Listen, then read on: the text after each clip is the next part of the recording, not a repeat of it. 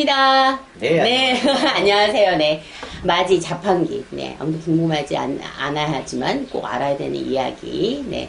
오늘 벌써 몇 번째 왔는데, 오늘은 환경운동을 더 목사님의 어떤 종교 생활보다 훨씬 더 열심히 하시는 최병성 목사님을 자리에 모셨습니다. 안녕하세요. 네, 안녕하세요. 반갑습니다. 네. 아시는 분들은 다 아시겠지만, 그래도 본인에 대한 소개 한 번만 해주세요. 네, 안녕하세요. 최병성 목사라고 합니다. 근데 목사이기보다는 환경운동가로. 아이, 가령은 그런가요? 쌍꺼처럼 생겼어요? 쌈짜 뭐 이런 거. 네. 착하게 생겼잖아요. 아, 그렇죠. 착하고. 네. 그 제가 뭐 힘있게 생겼어요. 네.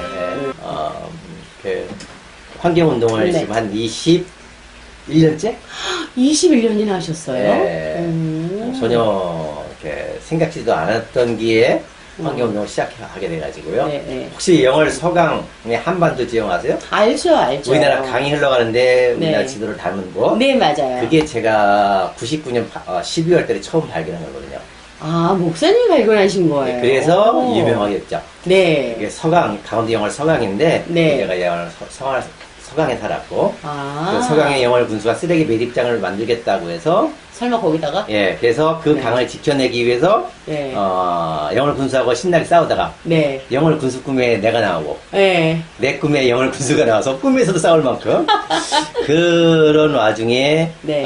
서강의 아름다운 비경을 찾다가 네. 그 한반도 지형을 발견하게 됐죠. 아. 그래서 그 정말 우리나라 지도를 닮은 걸 발견해서 네. 근데 또 그 와중에도요 영월 군수가 내가 발견하기 전에 이미 그 한반도 지형을 반을 자르고 뒤편에서 이렇게 건너오는 다리가 계획이 돼 있어요. 도로가.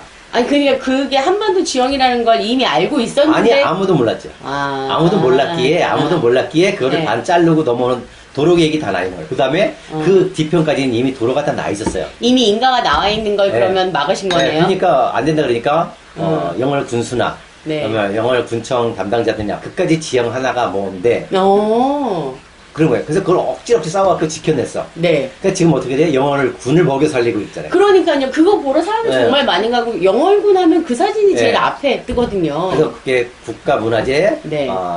명승 제75호 아. 그 다음에 세계 람사 습지에도 네. 2015년 3월에 등록이 됐어요. 아, 정말요. 세상에 만약 그때 제가 지켜내지 않았다면 그런 일이 네. 없겠죠. 그러네요. 그때 지켜냈기에 서강이 보존됐고 한반도 지형은 그 마을은 한반도 면이 됐고 교과서에도 실리고 명승 75가 되고 세계 람사 습지에도 등록이 된. 네, 애국가 뭐 할 때도 가끔 네. 그게 나오잖아요. 아, 네. 그걸 맨 처음에 찾아내신 분이시군요. 네. 그럼 그때부터 환경운동을 시작을 하신 시작해서 거예요? 지금까지 네버 엔딩? 어찌 잘못 인생이 꼬여서 네. 예. 계속 하시고 계시는 거군요. 네. 아, 그 당시에는 거기서 무슨 교회 하셨던 거 아니에요? 아니요. 그럼요. 교회 하려고 간 건 아니고 네. 내가 신학교를 졸업했지만 네네. 내가 신학교를 간 이유는 뭐 교회에서 내 교회를 하기 위해 간 게 아니라 네네. 한국 교회가 문제가 많잖아요. 그래서 그러니까 신학교 가는 것도 싸우시려고 가신 거예요? 싸우려고 아니라 네. 교회를 어떻게 교회답게 할 수 있을까? 개혁할까? 난 깊은 수도자적 영성을 내가 원했기 때문에 한국 교회 안에 어떤 수도원을 만들고 깊은 하나님과의 교감을 할 수 있는 그런 장소를 해야겠다. 아. 교회를 깨우는 일을 해야겠다라고 생각을 했고 교회를 바로 잡기 위해서 사실은 이제 전혀 연고도 없던 강원도 영월 서강에 갔다가 나는 내 꿈은 교회를 바로 세우는 거였는데 하나님은 교회가 아니라 좀 더 큰 그래서 거? 나는 세상으로 도망쳐서 강원도 산속에 아무도 없는 산속에 숨었더니 싸움 한복판에 나를 세워놓으셨죠. 그래서 지금까지 이렇게 싸움 속에 전쟁터 속에 있다. 아마 하나님 보시기에 내가 가장 잘할 수 있는 일은 싸우는 거다?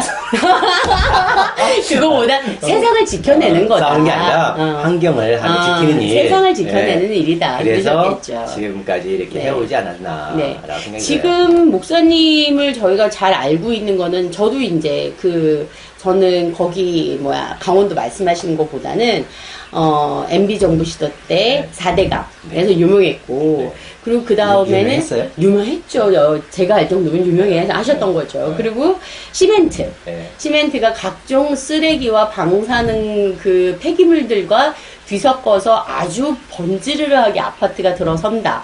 그 얘기를 하셔서 시멘트 회사하고도 아마 이기시지 않았나요? 그럼 뭐 다 이겼죠. 다 이기셨죠. 예, 그리고 예. 이제 동네에 이제 학교 뒷산 까는 그 난개발 대기업화, 문제. 난개발 문제하고도 얘기하셔서 목사님 지금까지 어땠던 환경 운동으로 그렇게 여러 가지 활동을 하신 거를 한번 이렇게 간단하게 서머리 해볼까요? 제일 처음에 강원도 서강이었고요. 서강을 네. 지켜냈고. 네, 두 번째가? 두 번째가 이제 쓰레기 시멘트였어요. 아, 두 번째였군요. 그게. 예. 네. 쓰레기 시멘트인데, 그러니까 강원도 영월 서강에 간 게 내 인생을 뒤바꾼 거예요.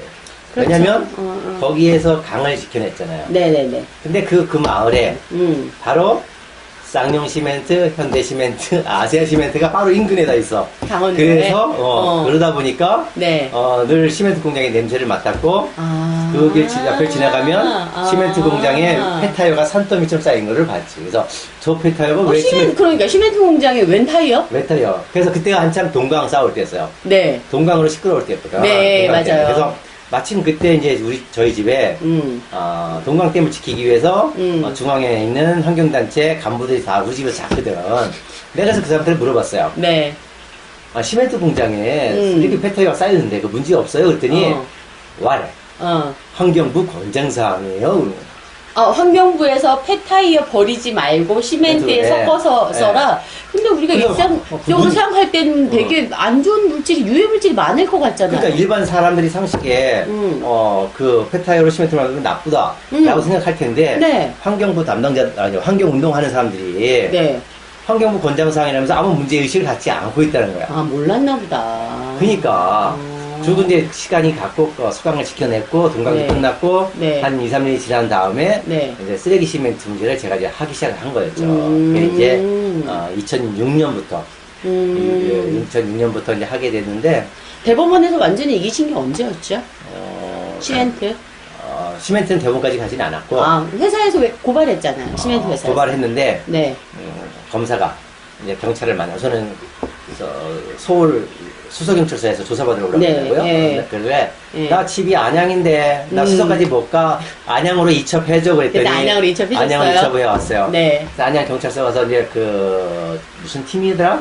그 이제 사이버가 아니라 무슨 지능정보팀에서 이제 수사를 했는데 네. 쫙 이제 다 보여줬어요. 네.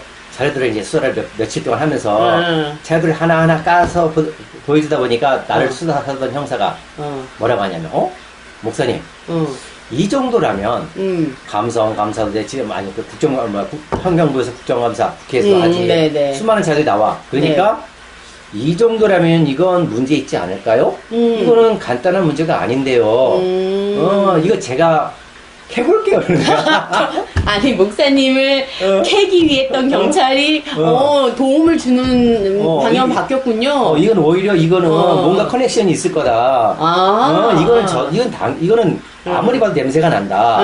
수사하겠다. 그래서 그 수사할 수 있는 거리를 몇 개 달래는 거예요. 그래서 줬어. 그래서 줬는데 네. 우에서 허가가 안 났어. 경찰을 수사를 위해서 하려도 우에서 허가가 나지 않을 해줘야 그렇죠. 되는데 이거는 자기가 계좌 조회님 다 해보겠다라고 했는데 안 됐구나. 안 돼가지고 결국 이제 무상했고 네. 이 친구가 이제 불기소 의견으로 검찰에 올렸죠. 네. 근데 검찰에 갔어. 네. 근데 검찰에 간데도 계속 저쪽 시멘트 흑백에서 네. 뭐 우리나라 세 손가락 안에 쓰는 그렇죠. 법인을 샀으니까 네. 뭐 법인을 샀으니까 네. 계속 그쪽에서 변호사가 전화가 온대요. 경찰로. 그래서 대질신문까지 하겠대. 그러니까 대질신문까지 했어. 어깨가 와서. 네. 그럼 뭐 할 거예요? 그래서 이제 수사받고 불기소로 끝냈죠. 자기들 명예훼손이 허위니 주장을 했는데 네, 맞아요. 검사가 변호사가 내 변호사 그때 네. 변호사 없이 혼자 했거든요. 네. 근데 변호사가 있더라도 마치 나를 변호해주는 변호사가 쓴 것처럼 불기소 사유서를 멋지게 썼죠. 아니, 목사님이 하도 이런 일, 대기업하고 싸운 일을 하시기 때문에 대부분 다 대형 로펌이 붙고 목사님 혼자 하시잖아요. 네. 도와주는 변호사님 한 분밖에 안 계신 걸로 알고 있는데. 근데 그게 저도 잘은 모르지만, 의견서나 진술서 같은 거 간단하지 않더라고요. 굉장히 많은데, 지금까지 쓰신 종류가 몇 가지나 될까요? 법원에 글쎄요. 제출한 게. 법원에 제출은 엄청 많죠. 그쵸? 네. 그러느라고 머리털 다 빠지고 몸 골병 들고 참, 다행이지 않아요? 머리털이 빠진 어떤 이유에 대해서. 근데 방금 전에 그 방사능 어떤 뭐 폐기물이나 이런 것들이 들어가 있는, 폐타이어가 들어가 있는 아파트에 대해서 말씀하셨는데, 요즘에 아이들이 아토피가 굉장히 심해지잖아요. 근데 대부분 도시에서 그랬다가 애들이 흙 속에 있다던가 자연으로 돌아가면 아토피가 괜찮아졌다가 집으로 다시 오면 뭐 이렇게 된단 말이에요. 옛날 저희 때만 해도 왜 그런지 몰랐는데 요즘에는 세집증후군이나 이런 거에 대해서 알고 있잖아요. 그렇게 얘기하는 세집증후군이나 이런 게 그 시멘트하고도 직접적으로 관련이 있는 거죠. 있다라고 이야기를 할 수 있죠.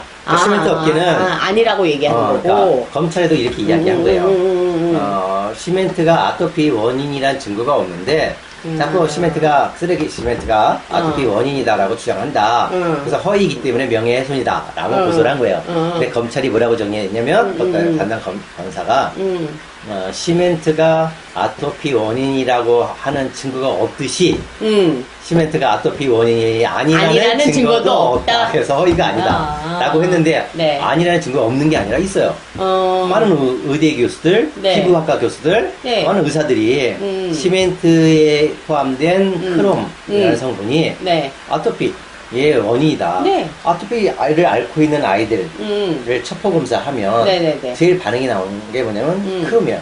그럼. 근데 그 크롬이 시멘트 안에 있잖아요. 그쵸. 그것이 장난감에서 나왔는지 시멘트에서 나왔는지 모르지만 원인 물질 중에 하나다. 근데 문제는 이거죠. 시멘트에 왜 크롬이 있어? 시멘트에 왜 많은 중금속이 있냐는 거예요. 그러니까요. 천연 물질로만 만들면 시멘트는 이렇게 만들어요. 처음에는 석회석. 네. 우리 시멘트 그러면 석회석은 돌로만 만들어진 줄 알잖아요. 그렇죠. 갈아서 근데 가루로. 네. 옛날엔 이렇게 만들었어요. 석회석에 점토, 철강석, 주석을 혼합해서 이연탄에 불을 떼서 나오면 그것이 이제 클레가 돌덩이야. 네. 그걸 분쇄하면 이제 시멘트가 돼요. 그리고 뭐 거기에는 뭐 오염물질이 들어갈 일이 없잖아요. 있긴 있지만 미량. 그렇죠. 미량이야. 그런데 어느 날부터 언제부터 가냐면 이제 그 어느 날이 이제 IMF 터지고 건설 경기가 완전히 팍 죽었어요. 그 쌍용 부도났지, 한라 시멘트 부도났지, 다 시멘트 공장 죽기 직전이었죠. 그거를 중국은 그 당시에 네.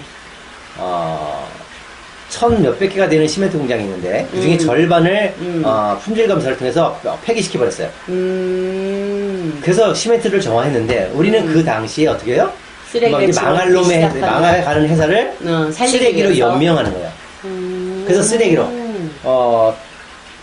유연탄 대신에 폐타이어, 폐고무, 폐비닐, 폐유, 그다음에 점토 대신에 하수 슬러지, 소각제, 분진, 공장의 오니 슬러지, 심지어 반도체 공장.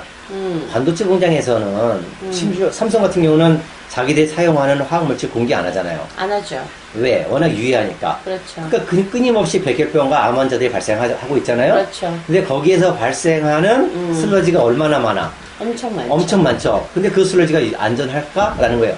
안전하지 않아. 그렇죠. 그게 어디로 와? 시멘트 공장으로 들어와. 자기네들이, 저는 네. 학부를 환경공학을 전공해서 아는데, 그 보관해야 되는 거 아니에요? 이제 전문 소각에서 소각 처리를 해야죠. 그 보관하고 난 다음에 하는 처리지. 거잖아요. 근데 그게 왜 시멘트로 가요? 왜 갈까? 전문 처리 업체로 가면 처리 비용이 비싸. 시멘트 공장으로 보내면 그거의 5분의 1값만 주면 쓰레기가 처리가 돼. 시멘트 공장은 부수입을 걸죠. 그래서 99년 8월 달에 환경부가 네. 이 죽어가는 시멘트 공장들에게 소각 허가를 줘요. 쓰레기 소각장 허가를. 그래서 그때부터 시멘트 공장이 쓰레기 처리비를 받고 이게 쓰레기를 소각해서 시멘트를 만들기 시작을 한 거죠. 그럼 그 사람들 입장에서는 처리 비용을 받고 그리고 원자재도 아끼니까 2배로 이익을 받을 수 있는 거네요. 똥 먹고 알 먹고. 그러니까 저는 이제 음식에 대해서 이제 공부하는 사람이니까 미국 같은 경우에 요즘엔 한국이 훨씬 더 심하대요. 네, 공장식 축산으로 소나 양 이런 애들 너무 많이 키우니까 우리가 필요로 하는 것보다 공급량이 더 많죠. 그럼 이제 걔네들은 사실은 아주 극도의 유기물이기 때문에 얘네들이 남는 것들을 사실 뭐 태우거나 아니면은 걔네들을 뭐 폐기물 처리하거나 이런 걸 해야 되는데 그렇게 안 하고 얘네들을 갈아서 소한테 그냥 다시 먹이거든요. 그러니까 돼지들이 건강하지 않고 병이 생기고. 그렇죠. 워낙 네. 더, 뭐 돼지하면 그렇다지만 소는 초식이고 풀 네. 먹어야 되는데 사실은 소가 소를 풀을 먹는 먹으니까. 입장. 예, 그러니까 그래서 오염물질도 강우병이라는 것도 쌓이고. 나오고. 맞아요. 네. 아, 그럼 그 시멘트도 그런 식으로 된다는 얘기네요. 쓰레기는 우리가 상상을 뛰어넘는 쓰레기들이 들어가는 거예요. 그러니까 환경부 쓰레기 처리하기가 너무 곤란해. 지금도 방치 폐기물 전국에 심지어 CNN에서 네. 보도돼가지고 네. 전 세계의 대한민국의 쓰레기가 유명해진 경북 의성의 쓰레기산이 있잖아요. 네, 알죠. 본 그 적 쓰레기산이 있어요. 어디로 갈까? 설마 그게 다 시멘트로 들어간다는 말씀이신 시멘트 거예요? 문제가 가고 있어. 그러니까 내가 이제 조만간에 나 기자회견을 할 건데 내가 청와대 국민청원도 할 거고 네. 아무리 이 정부가 전국에 산적한 쓰레기가 치우는 게 급하다고 할지언정 그 의성에 쌓여있는 그 쓰레기산 그 어마어마한 쓰레기 출처가 어딘지 몰라. 그러니까 어디서 발생한 쓰레기지도 모르는데 그러면 얼마나 해로운지도 우리가 모른다는 알죠. 얘기잖아요. 예. 그거를 시멘트 공장에 넣게 하고 있다. 근데 제가 분석을 했어요. 떠다가 분석을 했는데 얼마나 심각한지 기절했어요. 아, 조만간에 결과는 이제 공개를 하는데 하실 거죠. 네, 그냥 여기서 하지 뭐. 그래 주세요. 그러니까 시멘트 공장에서 이제 폐기물에는 뭐가 많냐면 염소라는 성분이 많아요. 네. 염분이죠. 네네. 근데 시멘트 공장이 무조건 사용하면 안 돼요. 왜냐면 염분이 많으면 시멘트에 염소가 많으면 그 건물 지을 때 철근을 부식해서 안전에 위험해. 예, 그러니까요. 염분이 높으면 안 돼서 예. 염소 기준이 있어야 돼요. 그게 2%예요. 2%면 얼마냐면 2만 ppm이에요. 그럼 2%가 우리나라 기준이라는 얘기예요. 네, 네, 오케이. 근데 일본은 시멘트 협회가 자기들이 쓴 보고서가 있는데 네네. 일본 태평양 시멘트는 얼마냐? 1000ppm이에요. 아까 우리나라 2%, 2만이라 했잖아요. 그러니까 20분의 1이라고요? 예. 그래요? 한국 사람들은 일본 사람들보다 20배 튼튼한 거야. 아, 오염물질의 20배 튼튼한가 봐. 그래서 20배 기준이야. 그래서 2%인데 네. 그런데 요번에 그것도 넘어요, 설마? 얘가 의성에 있는 쓰레기 네, 갖다가 네. 분석을 했더니 얼마가 나왔냐? 네. 한 연구소는 응. 도저히 결과서를 줄 수가 없대. 너무 높아서. 그러니까 다른 연구소에 다시 맡겼어. 그랬더니 얼마가 나오냐? 놀라지 마세요. 그 물건의 절반이 염소야. 아니, 절반이면 2%가 기준인데 50%라고요? 53%. 아. 53만, 32만, 20몇만, 8만 이렇게 나와. 그거를 시멘트에 섞는다고요? 예. 그거를 그린벨트를 풀고 대단히 아파트를 그걸로 짓겠다고요? 사람을 그러니까 보고 거기 가서 살라고요? 이게 네. 그러니까 이 대한민국이 그러니까 미쳐 들어가고 있는 거예요. 그건 아니 뭐 나는 정말 네. 내가 문재인 정부한테 네. 거예요. 그러니까 이 문재인 정부 들었을 때 촛불 덕분에 그런 거죠. 대통령이 됐을 땐 네. 난 대한민국이 바뀌리라 생각했어요. 아 저도요. 정말 많은 것들이 제도가 바뀌리라 생각을 했는데 첫 번째 4대왕은 사실 문을 열었어야 되잖아요. 벌써 보건을 향해 가야 되잖아. 그게 공약이었어요. 그러니까 자기 공약을 했고 현장도 가봤고 그랬으면 네. 지금쯤 4대강이 흘러야 되는데 아직도 하고 있어. 그렇다면 강 하나쯤 복원도 못하는 정권이 이 나라를 어떻게 살리겠어? 난 그렇게 이야기하고 싶어요. 그래서 모든 걸 다 보여주는 게 바로 4대강 복원에 달려있다. 그까지 강 하나 복원하는 게 못해서 농민들 얼마나 반대하고 그걸 못해서 강 지금까지 자신의 공약도 못 지키고 있는 이제 정권 시작한 것도 아니고 3년이 지났어. 이제 2년도 안 남았어. 앞으로 어떻게 할 건데? 정말 그건 4대강 이야기 이따 다시 하고. 네, 4대강 얘기도 할 거예요 네, 저희가. 자, 네. 지난 이명박 정권 때도 내가 이 쓰레기 시멘트를 떠들었고 이명박 정부의 이만희 장관이 나한테 전화해서 만나자 해서 만나서 같이 개선해 나가고 했어. 그런데 그랬으면 나는 문재인 정부 들어서는 이 문제 쉽게 해결할 수 있으리라 생각을 했죠. 그렇죠. 그런데 그런 기대가 있었죠. 이건 이명박 정부보다 더해. 아예 연락도 없고 내가 이 문재인 정부 들어서부터 사회수석, 청와대 연락을 계속했어요. 차관, 환경부 장관 다 연락을 했어. 이런 문제가 있다. 이거 개선을 해야 된다. 답이 없어. 이거는 이명박 정부 때보다 더 심각한 현실. 그리고 쓰레기가 치료에 급급하다고 오히려 더 심각한 쓰레기를 시멘트에 넣고 있는 지금 문재인 정부. 이게 지금의 현실이다라는 거예요. 좀 더 이거를 좀 강력하게 이야기를 하면은 저기 쌓여져 있는 쓰레기가 너무 위험해 보이고 너무 보기 싫으니까 니들한테서 나온 거니까 니들이 다시 먹어. 약간 이런 느낌이지 않아요? 이건 사는 거나 먹는 거나 뭐 비슷하잖아요. 우리한테 직접적으로 영향을 주는 거는. 그러면 개선할 수 있는 어떤 개선의 빌미, 아니 개선의 여지가 있다고 생각하시는 거예요? 아니면 이 정부에서는 없다고 생각하시는 거예요? 문재인 정부 조명래 장관이나 문재인 대통령이나 스스로는 할 수 있는 능력이 없다. 그래서 여론을 국회 여론과 국민의 여론을 만들 수밖에 없다. 결국 국민의힘밖에 없다는 얘기죠. 스스로 해나갈 수 있는 사람들은 못 된다. 이미 나는 내가 청와대 이 문재인 정부 들어서면 초기 시작하자마자 이번에 뉴스타파에 나온 김수현 사회수석 네네네. 그 사람이 옛날에 노무현 대통령 때 환경부 차관이었어. 내가 그때 노무현 때부터 시멘트를 이야기했으니까 그때 환경부 차관일 때 이 시멘트 개선을 위한 민간협의를 만들었어요. 네. 잘 알아. 같이 회의도 했어. 지가 환경부 차관을 떠나면서 나한테 이렇게 한 말 했거든요. 목사님 이제 정권이 바뀌어서 내가 차관을 그만두니까 내가 더 이상 도와드릴 수 없어요. 그랬어. 근데 지금 시간이 흘러서 지가 청와대 사회수석으로 왔어. 그러면 보여줄 수 있어야죠. 내가 이야기를 했지.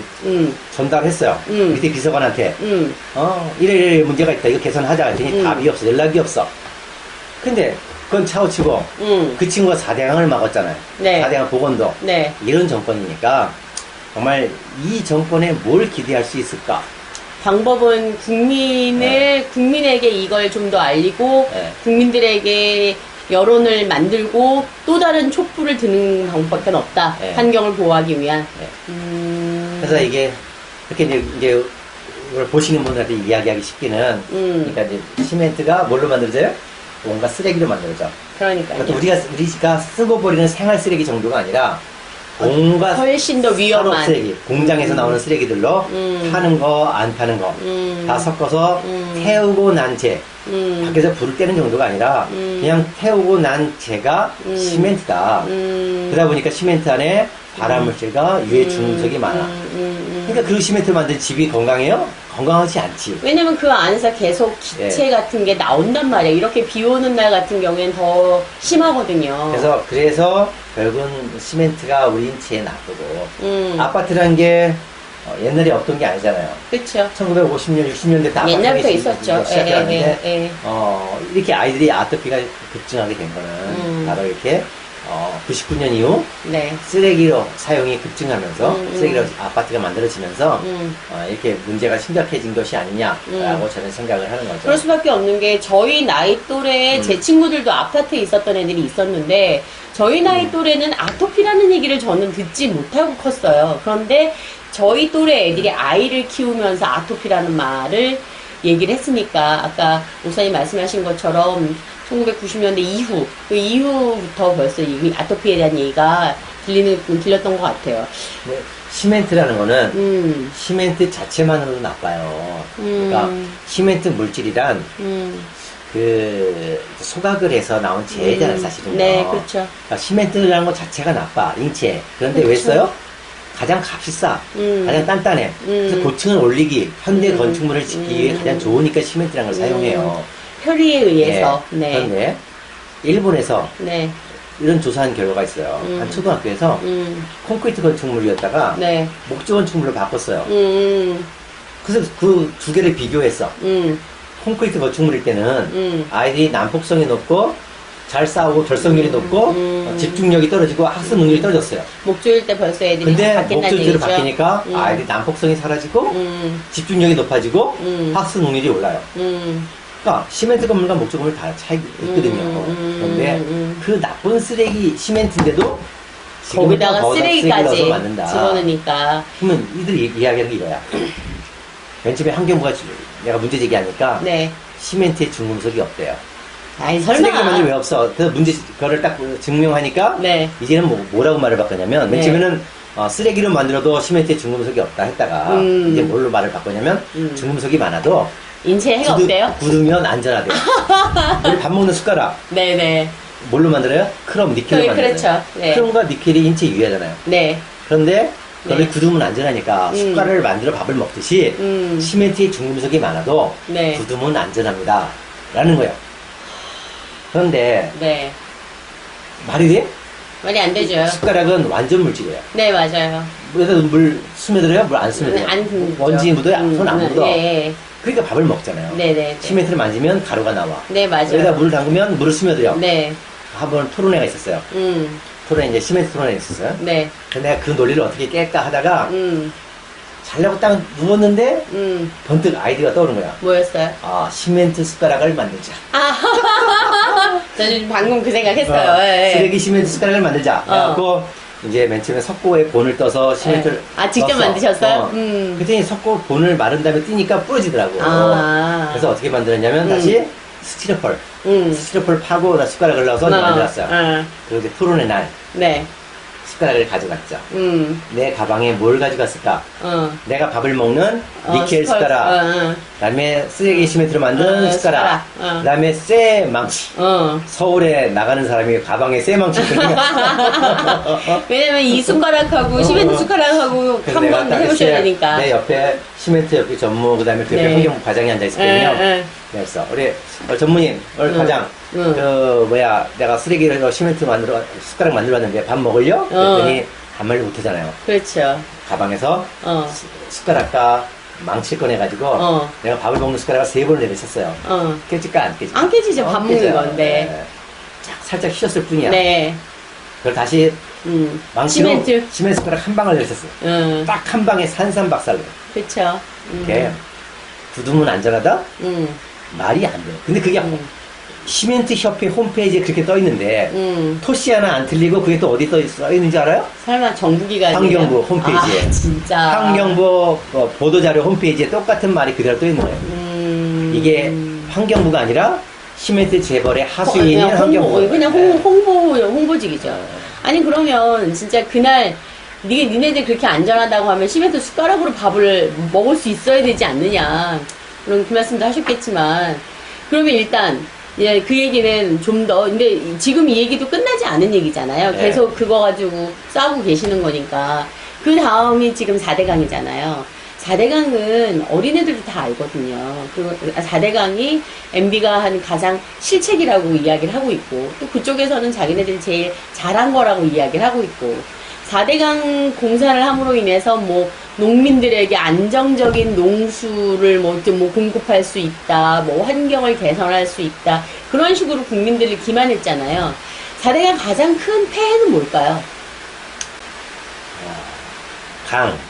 그럼 뭐예요? 흘러야죠. 물이요. 네. 흘러야 돼. 네. 근데 일단 사람들이 먹는 식수예요. 식수. 먹는 물이라는 거예요. 근데 강은 흘러야 돼. 네. 근데 흐르지 않으면 어떻게 될까요? 썩겠죠. 썩을 수밖에 없는 거예요. 그러니까 물을 썩게 만들었어요. 근데 그냥 물을 썩게 하는 게 아니라 우리가 먹는 식수를 썩게 한 거예요. 결국 뭐예요? 국민의 생명을 위협하는 거죠. 그러니까 이명박의 가장 큰 제약은 강을 파괴했다로 끝나는 것이 아니라 국민의 생명을 지금 위협하고 있다. 녹조 안에 들어있는 수많은 독소들은 물을 끓여도 사라지는 게 아니거든요. 근데 그렇게 이명박이가 정말 큰 죄악을 저질렀죠. 근데 내가 강을 할 수 있었던 건 이거예요. 아까 이야기했죠? 처음에 얘기하는 것처럼. 네, 내가 서강에. 서강에 간 네. 그 잘못으로. 그때 강을 싸워가지고 영월 군사 싸워서 강을 이겨냈잖아. 그 다음에 강가에 살았어. 네. 강은 흘러야 된다는 거를 내가 몸으로 배웠어요. 그 다음에 비가 한 번 오면 강은 고정된 물체가 아니에요. 매년 바뀌어요. 항상 흐르지만 비가 한 번 올 때마다 지형이 바뀌어요. 정말 살아있는 생명체거든요. 그런데 정말 나는 강가에 살면서 물고기가 어디에 알을 낳고 철새가 어디에 살고 이런 걸 다 아는데 그 강을 막는다? 특히 강은 여울이 생명이에요. 그 물이 잔잔히 뽀글뽀글 흘러가는 그 여울에 물고기들이 알을 낳아. 거기에 천연기념물 물고기들이 살아가고 그 여울이 있어서 물이 맑아지는데 4대형 사업은 뭐예요? 배가 다니기 위해서는 다 여울 다 파내야 돼. 그렇죠. 그다음에 운하를 만들어. 물이 썩을 수밖에 없죠. 나는 내가 몸으로 강을 배운 거예요. 이론으로 배운 게 아니라 강을 살면서 그래서 강을 내가 그때 한창 쓰레기 심에서 싸울 때였어요.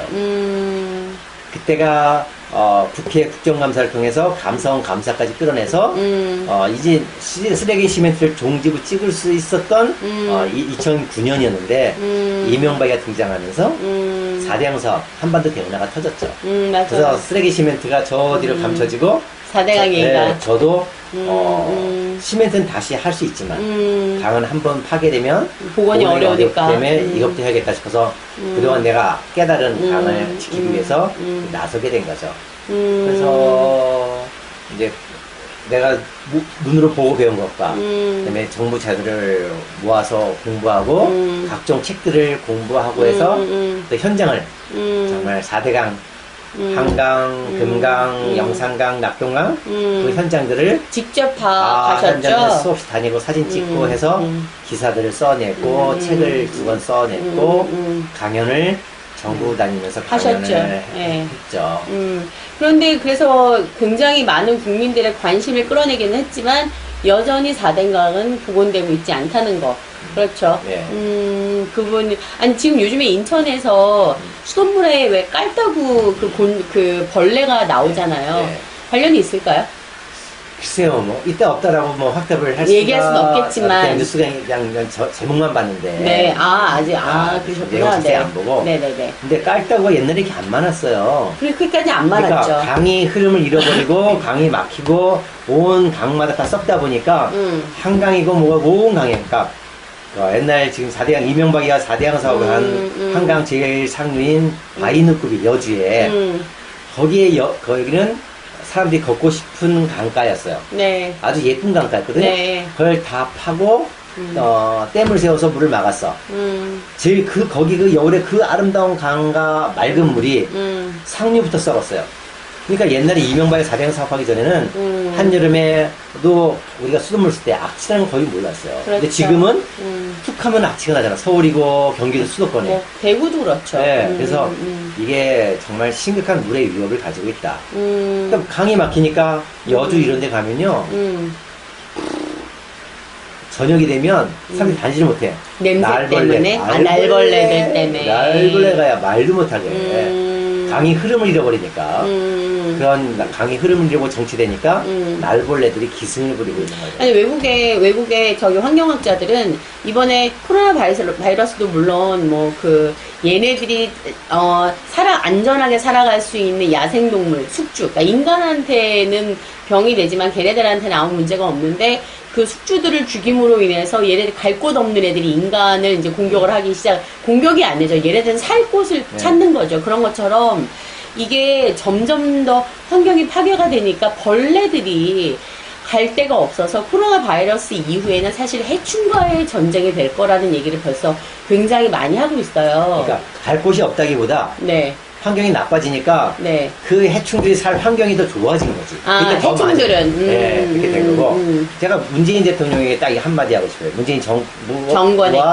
문재인 대통령과 문재인 정부 할 말은 네. 4대강 살리는 거 아주 쉬워요. 그들이 할 수 있는 일은 아주 간단해. 뭐 어떤 건데요? 네? 수문만 열면 돼. 그냥 4대강에 지금 닫혀있는 수문을 열어서 그럼 자연스럽게 그냥 애들이 흘리면서 물이 흘러가게만 우선만 하더라도 강을 살아나요. 그 다음에 뽀갤 거냐 안 뽀개낼 거냐라는 그 다음에 그럼 니들이 못할 거라면 그 다음에 맡기면 돼. 그 다음에 그래서 위에 다리로 사용되는 것은 다리로 쓰면 되고 몸만 없애면 되거든요. 아니 수문을 여는 게 이렇게 돈이 들어가는 일은 아닐 거 아니에요. 강은요 아주 간단해요. 강은 강의 생명은 어디 있냐면 흐르는 역동 속에 있어요. 네, 그렇죠. 강은 흐르면서 스스로 취해요. 강 보건 사람이 해줄 거 아무것도 없어요. 물만 흐르게 그냥 물만 흐르게 하면 돼. 그러면 강은 물만 흐르면 그냥 물만 흐르는 게 아니에요.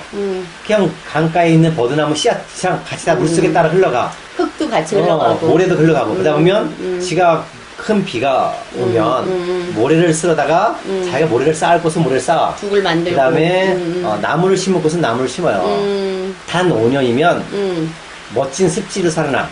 단 10년이면 정말 강다운 강이 돼요. 근데 벌써 3년이 흘렀어. 그러니까 지금 돌을 뽀갤 거냐 말 거냐를 떠나서 그냥 문 그냥 수문만 열어라. 수문 열어서 흐르기만 해라. 강만 흐르게 해라. 그러면 그것만으로도 강은 스스로 치유한다. 인간이 개입할 거 없어요. 제가 오랫동안 살았던 곳이 청주인데 청주에는 네. 무심천이라고 있어요. 네. 무심천에는 하상도로에 콘크리트로 이제 주차장들을 다 만들었단 말이에요. 네. 근데 그거를 주차장을 없애고 그 강을 흐르게 하는 데 있어서 사람들 시민 공청회도 하고 그랬을 거 아니에요. 그런데 이제 공무원들은 이제 안 했으면 좋겠으니까.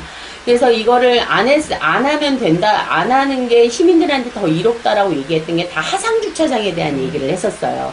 그럼 니들 이거 주차 어디다 할 거냐. 주차난이 이렇게 심한데, 청주는 하상주차장 때문에 이렇게 되는 건데, 그런데 환경단체에서는 그렇지 않다라고 얘기를 해서 거기는 청주는 물길을 열어주고 네. 주차장 일부를 깨서 중간중간 흙만 몇 군데 쌓아서 얘네들이 직선으로 가는 게 아니라 S자로 흐르게 했는데 지금은 정말 너무너무 멋진 습지가 됐거든요. 근데 지금 아까 말씀하신 4대강이나 이런 거에서 꼭 해야 된다라고 막 얘기했던 거는 주차장 문제도 있었고요. 그 다음에 교통의 혼잡을 뭐 막을 수 있게 뭐 도로를 뭐 어떻게 하고 이런 얘기도 있었고요. 농부들에게 안정적으로 농수를 보급할 수 있다는 얘기도 있었어요. 이게 다 구라란 얘기죠? 아무 4대강 사업 이전에도 강변에 살던 농민들이 강물을 이용했어요. 아무 문제가 없었어. 4대강 보를 열어도 아무 소용이 없어요.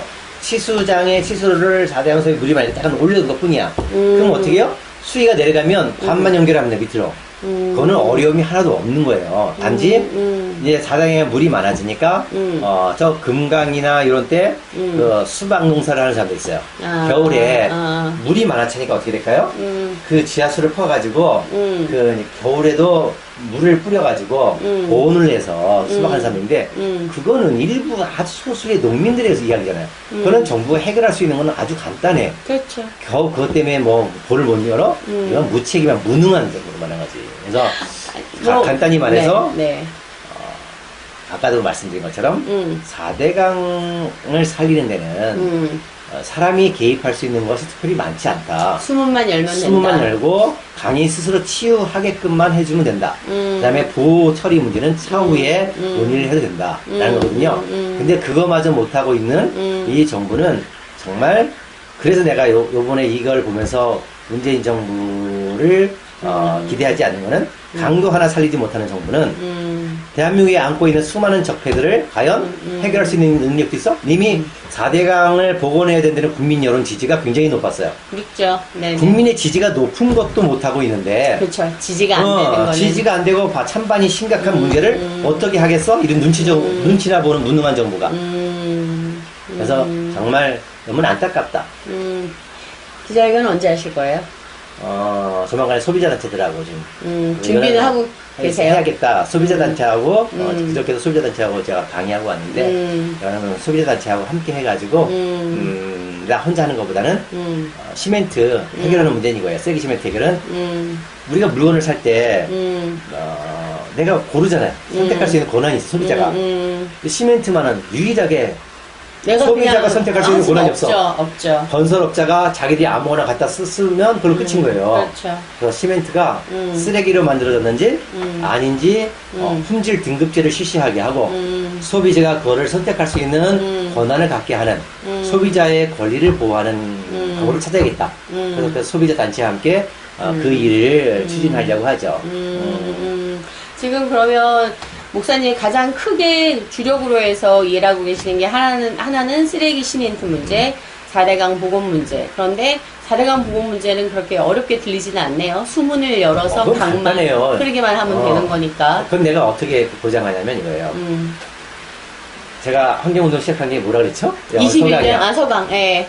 서강에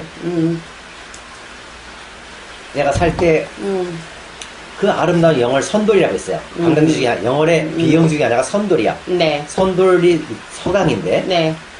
거기 아름다운 강변을 어느 날 홍수가 난다고 제방을 쌌어. 네. 한 99년, 2000년이에요. 네. 근데 거기는 제방을 쌓을 필요가 없는 곳이에요. 근데 그것도 돈 빼먹느라고 또 제방을 쌌겠죠. 그랬죠. 제방을 쌌어요.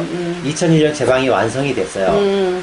근데 이쪽에 제방을 한 번 완성되니까 물이 제방을 치면서 이 반대편도 무너뜨리기 시작한 거야. 여기 다 높은데 홍수 피해가 없던 이쪽 강변 뚝이 무너지기 시작한 거야. 홍수 피해가 오히려 더 생겼네요. 그러니까 어떻게 돼요? 여기마저 제방을 쌓았어요. 그러니까 양쪽에 제방이 다 네. 완성이 됐어. 네. 그럼 어떻게 됐을까? 물이 양쪽 제방이 닫혀져 있었잖아요. 네. 그 다음 제방이 완성되자마자 그 다음 여름 홍수에 터졌어요? 제방이 무너져 버렸어요. 근데 제방이 무너진 건 끝이 아니에요. 그리고 몇 년 뒤에 제가 갔어요. 그리고 네. 서울 올라왔으니까 네. 제방이 쌓였던 흔적조차 없었어요. 그럼 다 거기다 없을 거예요? 전부 다 버드나무 습지가 된 거예요. 아. 그 황폐했던 곳이 사람들이 나무 심어서가 아니라 한 5년 만에 그냥 저절로 아주 자연스럽게. 한 군데 이쪽 훼손되지 말아야 될 곳을 했잖아요. 네. 근데 거기까지도 이제 습지가 쫙 된 거야. 너무나 큰 버드나무들이 자라. 그래서 제가 거기 마을 주민들한테 물어봤어요. 어르신, 여기 혹시 나무 심었어요? 근데 안 심었대요. 그랬더니 뭐냐면 안 심었다가 아니라 자르는데요. 금방 자라요. 자, 이거예요. 산복원과 강복원은 차이가 있어요. 산복원은 시간이 좀 더 걸리나요? 산림복원은 숲에 사는 나무는 자라는 성장 속도가 무지 느려. 그렇죠. 그러니까 산림 훼손을 한번 하면 이건 안 되는 거예요. 그러니까 문재인 정부의 태양광 사업이 정말 잘못된 거거든. 그렇죠. 이건 이명박의 4대강 사업보다 더 큰 잘못이에요. 근데 네. 그건 차후에 이야기하고 네. 산복원은 정말 더뎌요. 오래 수십 년 이상에 걸려. 근데 강은 5년이면 버드나무가 사람보다 더 크게 자랐어요. 그 다음에 10년이면 정말 이렇게 자라요. 굉장히 강가에 물가 자란 나무는 빨리 자라기 때문에 굉장히 복원이 빠르다. 비밀 하나 말씀드릴까요? 아까 내가 지켜낸 서강. 그게 람사 습지에 등록됐다 그랬잖아요. 2015년도에. 네, 2015년. 근데 바로 15년 전. 2000년도. 거기가 습지였을까? 그건 아니었겠죠. 아니요, 자갈밭이었어요. 자갈밭이었는데 골재를 캐치했어. 모래 자갈을 이제 네. 집 짓는다고 네. 캐갔어요. 네. 캐가니까 어떻게 해요? 한번 하상을 건드리면 네. 그 하상이 어떻게 되냐면 풀밭이 되기 시작해. 습지로 변해. 단 15년 만에. 15년 만에 세계 습지에 등록이 됐어. 그렇군요. 네? 복원력이 빠르네요. 복원이 되네요. 그래서 제가 이걸 공개를 할 텐데 그 사진을 다 가지고 제가 오랫동안 사진을 찍어왔으니까 그러니까 계속 찍으셨잖아요. 복원되기 전에 돌짝밭의 모습 단 15년 만에 습지가 되어 있어서 정말 세계 람사 습지에 등록되어 있는 현실 이 현실을 제가 이제 공개를 해야겠죠. 4대강 저는 제가 늘 강의하면서 그렇게 얘기했잖아요. 사람들이 강 어떻게 하면 돼요? 그래서 그럼 제가 이렇게 얘기했죠. 강의할 때 여러분 염려하지 마세요. 이명박이가 파기한 4대강 사업은 강의 긴 역사 속에 여기 이 한반도를 흘러온 수십만 년, 수백 년, 수백 천 년, 수만 년 강의 역사 속에 한 정점에 불과합니다. 그렇죠. 강의 수문을 열어 흐르게 하면 5년이면 강다운 모습이 되고 10년이면 정말 습지로 살아날 거다. 단 아쉬운 건 수백 년, 수천 년 쌓여온 모래는 보지 못할 거다는 거죠.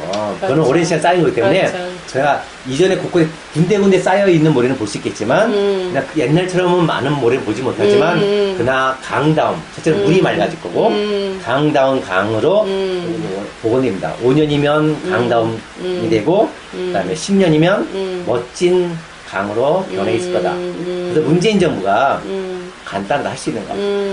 복원 어렵나? 조사? 아니. 수문만 열어라. 니들이 할 수 있는 것은 그 정도만 해도. 그건 아이들 자체는 시키기만 하면 되잖아요. 그렇죠. 근데 목사님께서 지금 하시는 활동이나 이런 거를 사람들한테 알리기 위해서 오마이뉴스에서 기사를 계속 쓰셨잖아요. 네. 전 사실 목사님을 처음 접한 건 오마이뉴스 기사를 통해서 접했는데 그럼 얼마나 하셨죠?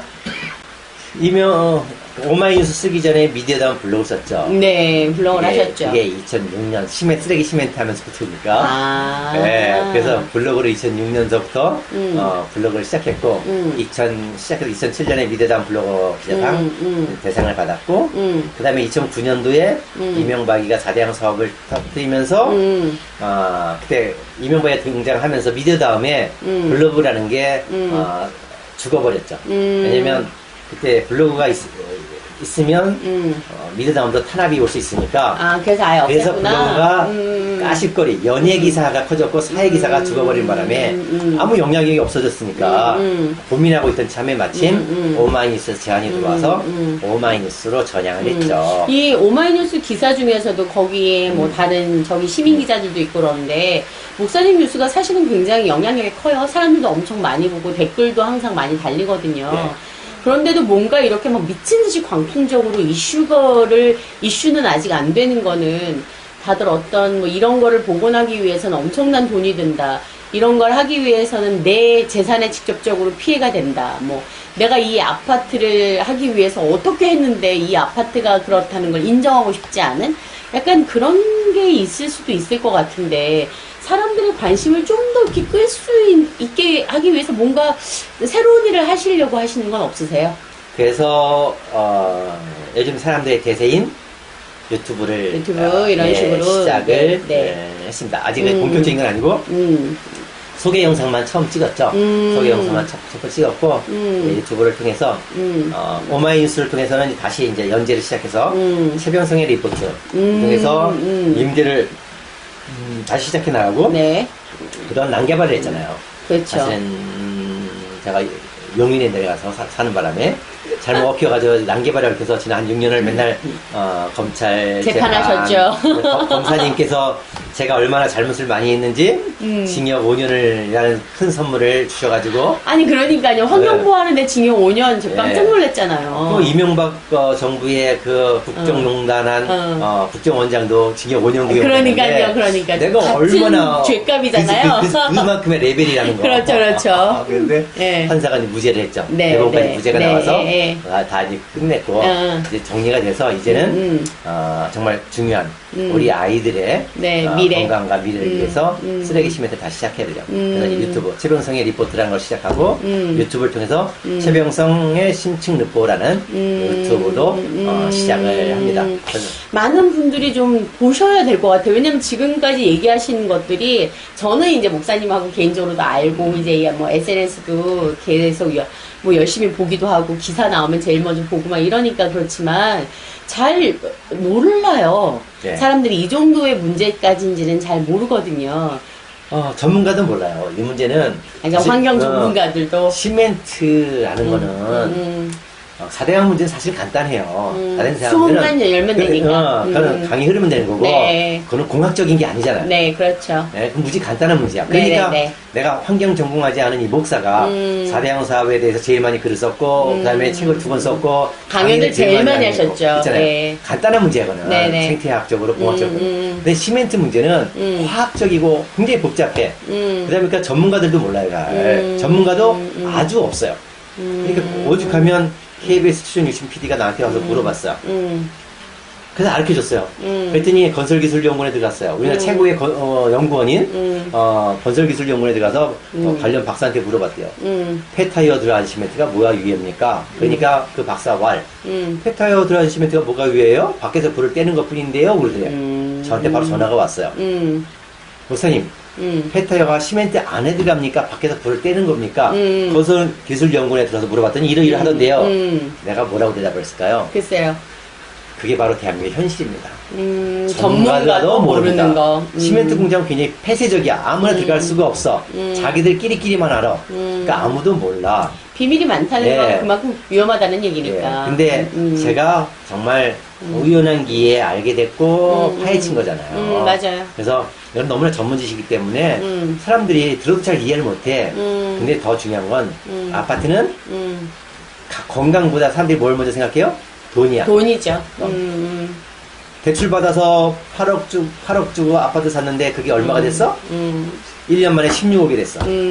근데 올해 지금 더 올랐어. 네. 지금 미치는 거죠. 평생 돈을 벌도 못 벌 돈을 맞아요. 아파트에서 아파트를 버는데 했으니까. 예? 대출 끼고 8억 주고 산 게 16억이 됐고 지금 20억이 돼가는데 그거보다 더 행복한 일이 어딨어? 그러니까요. 예? 그러니까 거기에서 뭐 아토피가 발생하고 이거 뭐 대수롭지가 않은 거죠. 근데 문제는 그게 아니잖아요. 그래서 그럼요. 좀 더 건강한 공간. 그건 사실은 좀 힘들어. 그래도 피곤하실 것 같아요. 이게 쉬운 일이 아니잖아요. 시멘트 공장이 저한테 맨날 보내는 편지가 있잖아요.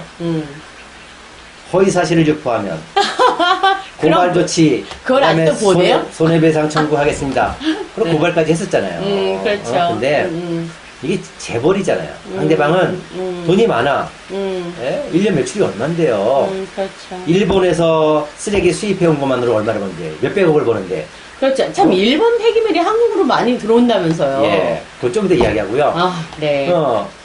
나는 근데 가진 게 아무것도 없는 개인이잖아요. 맞아요. 이런 일 하는데 또 돈이나 생겨? 안 생기죠. 돈을 쓰고 다니셔야죠. 돈을 쓰고 다니게 되잖아요. 네. 요번에도 폐기물 분석 비용이 얼마 들었냐? 150만 원. 아, 그거 분석하는데. 폐기물. 성분 분석. 근데 지금 또 분석을 또 해야 될 게 많아요. 근데 걔는 분석 비용이 더 커. 분석이 많은데, 이건 돈은 못 벌고 돈은 쓰면 돈을 엄청 쓰고 있는 이 일인데, 네. 상대방은 돈이 많아. 그러니까 걔들은 변호사를 사더라도, 제1류 변호사를, 로펌 대형을 그렇죠. 사는데 나는 혼자 가야 되잖아요. 네, 변호사가 맞아요. 없으니까. 그렇죠. 이런 상황에서 쉬운 일 아니죠. 예? 집에서 안 쫓겨난 것만 다행인데. 그래서 정말 이 힘든 과정 속에서 하고 싸우고 가고 있는 건데요. 사실은 이런 생각을 했었어. 아, 그만둘까. 그런데 내 마음속에 이런 말이 들려오는 거예요. 네가 안 하면 누가 하냐. 지금 없죠, 사실은. 나는 이런 생각을 했지. 이건 내가 져야 될 십자가구나. 누군가 나설 때까지 내가 하겠다라 생각하고 지금까지 왔어. 그런데 어떤 언론도 어떤 환경단체도 안 해. 그게 이해가 안 돼. 그러니까 지금까지 혼자서 갈 수밖에 없는 거고 앞으로도 혼자 갈 수밖에 없나 봐요. 그래서 계속 이제 가는 건데 이제 조만간에 끝나겠죠. 조만간에 예, 끝을 근데 이게 뭐 어쨌든 그 목사님이 하시는 그 뭐라고 할까 사역? 사역이 환경운동인 거고 목사님이 지금 꾸리시고 있는 교회 이런 게 결국 이 지구고 이 땅이고 이렇게 되는 거니까 지금 물론 이제 얘기가 이제 마무리할 땐 됐지만 이 얘기는 꼭 하고 넘어가야 되겠는데 일본에서 쓰레기 수입하고 있는 부분에서 어느 정도는 하고 있나요 우리가? 일본에서 들어오는 폐기물이 여러 가지가 있어요. 옛날에 이제 염소가 16만 ppm 넘는 악성 폐기물이 부산으로 들어왔다는 제보를 받았어. 그래서 부산 세관에 가서 내가 찾아가지고 이거 일본으로 돌려보내라 라고 하고 와서 도저히 못 믿겠어갖고 내가 일본 환경성에다 직접 연락을 했죠. 가져가라 그랬더니 환경성이 답이 왔어요. 네, 가져가서 조사하고 답을 주겠습니다. 한 달 만에 가져가서 답이 왔어요. 네. 시멘트 공장으로 가기 위한 거였습니다. 불법은 없었습니다. 그러나 두 번 다시 반복하지 않겠습니다 해서 그 쓰레기는 더 이상 안 들어와요. 그 쓰레기를 가져오려던 회사는 망했어, 나 때문에. 아하. 안 그랬으면 엄청난 쓰레기 들어왔을 두 번째, 네. 철 쓰레기. 제철소에 나오는 쓰레기인데요. 네. 크롬이 높아. 그 크롬이 시멘트 공장에 들어가면 크롬이 육가크롬이라는 발암물질이 되는 거예요. 발암물질로 네. 바뀐다. 근데 네. 그것도 막아냈어요. 근데 문제는 폐타이어하고 석탄재예요. 그러니까 폐타이어가 옛날에는 북한으로 가던 보내던 부호물자였어요. 일본이. 북한에 에너지가 적잖아. 그러니까 북한으로 보내던 부호물자였는데 화력발전소 같이 폐타이어를 태운 건가요? 네. 그랬는데 어느 날 우리나라 시멘트 공장들이 일본에 가서 그거를 뺏어온 거예요. 그러다 보니까 또 시멘트 공장 일본 애들도 또 야갔잖아. 열이 많아. 폐타이어는 기름 덩어리거든요. 그렇죠. 석유니까. 고무로 만든 게 네. 아니라 석유로 만든 거예요. 네, 석유로 만든 그러니까 거예요. 그거를 톤당 2만 원, 3만 원씩 주고 팔기 팔았어? 시작했어. 예. 그래도 유연탄보다 싸니까 그걸 또 사서 갖다가 이제 썼어요. 그런데 이제 일본에도 폐타이어가 별로 없네. 그러니까 시멘트 공장들 요즘 어디 가서 가져올까요? 몰라요. 괌, 이태리, 독일, 영국까지 가서 쌓여 있는 쓰레기 수거해다가 시멘트를 만들고 있어요. 그럼 우리나라는 쓰레기 수입국 예. 자, 이런 비참한 현실들. 그다음에 또 하나 이제 석탄재라는 거예요. 화력발전소 전기를 생산하기 위해서 화력발전소 있잖아요. 그렇죠. 불 떼고 난 다음에 나머지 찌꺼기. 유연탄을 떼. 네. 유연탄을 떼는데요. 남은 석탄재가 남잖아요. 네. 어마어마해. 네네네. 그게 일본에서 수입해 와요. 그럼 우리나라에 석탄재가 없어? 우리나라에 석탄재가 남아돌아. 우리나라도 동해 화력, 화동 화력, 성천포 화력, 엄청 장진 화력, 많잖아요. 서천 예. 화력 무지 많아. 근데 왜 일본까지 가요? 일본에서 예. 쓰레기 처리비로 톤당 5만 원을 줘. 아, 일본은 돈을 주는구나. 우리나라 거는 돈을 그게 안 안 줘. 돼요. 그러니까 톤당 5만 원을 주면 얼마를 버냐? 뱃삭. 일본에서 우리까지 가져오는데 뱃삭 톤당 2만 원이 들어요. 네. 그럼 얼마가 남아요? 3만 원 남아요. 3만 원 남아. 네. 그러면 쌍용 시멘트가 연간 얼마를 가져오냐면 50만 톤, 60만 톤을 가져와요. 자, 50만 톤 얼마예요? 곱하기 3만 원 하면 얼마일까요? 네. 얼마예요? 150억, 200억. 포기를 못 하겠네. 시멘트를 만들기도 전에, 시멘트를 만들어서 생산하기 전에 150억, 200억 받아요. 그 당시 쌍용이라는 회사가 연간 적자 얼마? 300억. 그럼 적자를 메우는 중요한 방법이었겠군요. 이게 그러니까 그들이 목숨줄 달린 문제였죠. 그랬구나. 이게 끔찍한. 그러니까 그거를 못 가져오게 하는 최병세가 얼마나 미울까. 죽이고 싶겠죠. 외형이죠, 외형. 죽이고 그래서 싶겠죠, 진짜. 정말 심각한 문제였다. 근데 우리나라는 어떻게 됐어요? 그러면 우리나라에 있는 발생하는 쟤들은 거는 어떻게 해요? 그러니까 처리를 했는데 처리 못하니까 네, 그럼 어떻게 해요? 바닷가. 화력발전소들은 다 어디에 있냐면요. 해안선에 있죠. 동해안 네, 바닷가에, 맞아요. 네. 남해안 그 아름다운 하동 네, 바닷가에, 거기다 있죠. 그 다음에 서해안 있어요. 서해 그 아름다운 바닷가를 다 막아서 바다에 내려버려요. 문제는 뭐예요? 한번 터지면 어떻게 해요? 이미 그거 막아서 바닷가가 다 죽였어. 그 중으로 끝나는 게 아니라 흘러내려가요. 이제 만약에 터지면 네. 그 바다는 다 죽는다. 그렇죠. 이미 미국에서 석탄 화력발전소 매립장이 터져가지고 환경오염 재앙이라는 사례가 있어요. 이런 말이 안 되는. 우리 거는 바닷가에 매립을 하면서 쓰레기 처리비 더 준다고 쓰레기 처리비 걸기 위해서 일본에서 가져오고 있는 이 슬픈 나라. 그래서 일본 환경성의 홈페이지를 보면 네. 쓰레기 처리비 내역이 나와요. 네. 쓰레기 목록, 석탄재, 서리 내역, 시멘트 제조용, 서리 국가, 한국, 시작부터 끝까지 한국이었어요. 아니, 그러니까 우리나라가 왜 지난번에 일본하고 관계가 안 좋았을 때 뭐 심지어 뭐 우리 무슨 네. 뭐 옷도 저기 살지 말자 네. 이런 얘기를 했는데 일본에서 쓰레기 수입하는 거에 대해서는 왜 아무도 이야기를 안 했을까요? 제가 얘기했잖아요. 그렇죠. 얘기는 그때 했는데 작년에 사람들이 해서 많이 듣진 그래서 않았죠. 그거 해서 네. 그래서 타이밍이 이때다 해가지고 다시 문제를 꺼내서 그래서 수입 중단 이야기가 나왔고 최근에 환경부가 청와대 국무회의에서 일본 석탄재 수입 금지 법안이 통과가 됐어요. 아, 근데 그래요? 지금 당장 금지는 아니고 몇 년 유예 기간을 줬어요? 또 시멘트 업계가 그거를 뭐 대체할 수 있는 시간을 또 벌어주고 있어요. 일단 법안은 만들어 놨는데 아니 법안이 통과됐으면 시행이 되는 거잖아요. 그래서 지금 뭐 하고 있냐면요. 네. 보령화력에 가면 네. 서천 보령화력에 가면 네. 그동안 바닷가에 묻어놨던 석탄재 다시 파요? 패고 있어요. 시멘트 공장이 가져간다고 이제. 아 미치겠다. 그러니까 이렇게 진짜. 할 수 있는 일을 네. 안 해왔단 말이야. 그동안 안 해왔던 거군요. 그래서 아마 대한민국 국민들이 최병성한테 상을 줘야 되지 않나. 당연하죠. 제가 싸우기 전과 지금은 시멘트가 굉장히 많이 안전해졌어요. 쓰레기 만들지만 옛날보다 정말 제가 분석을 했더니 기준점도 좀 많이 높아지고. 달라졌어요. 사실은 이건 제가 인정을 해요. 그러니까 내가 싸우기 전에는 발암물질과 중금속이 무지 많았어. 근데 지금은 굉장히 낮아졌어요. 근데 그나마 낮아졌지만 아직까지 아니기 때문에 싸우는 거고. 그다음에 일본 석탄재, 일본 쓰레기도 얼마나 많이 막아냈어? 이건 어마어마한 큰 일이죠. 한 당연하죠. 개인이었어. 근데 아무도 안 알아주잖아. 난 알아주고 있어. 왜 그래요, 목사님? 자, 그러면 마지막으로 목사님 꿈이 뭐예요? 꿈이요. 네. 내가 하고 싶은 거는 전국에 네.